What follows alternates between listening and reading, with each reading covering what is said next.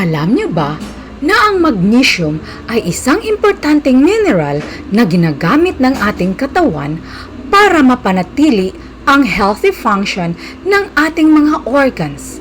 Magnesium is the fourth most abundant mineral in our body dahil ito ay tumutulong para ma-maintain ang ating brain and heart function.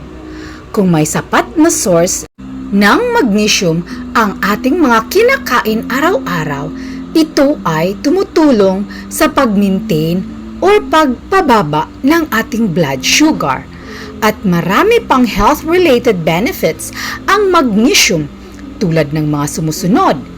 It may reduce the risk of heart disease, can improve sleep quality, may help combat migraines, may help reduce symptoms of depression.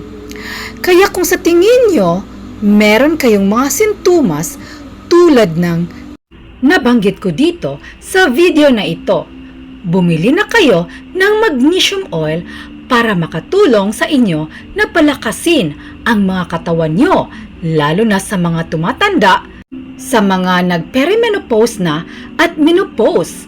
Dahil ito yung gamit ko at laking na itulong ito sa akin para ma-maintain ko ang productivity ko araw-araw.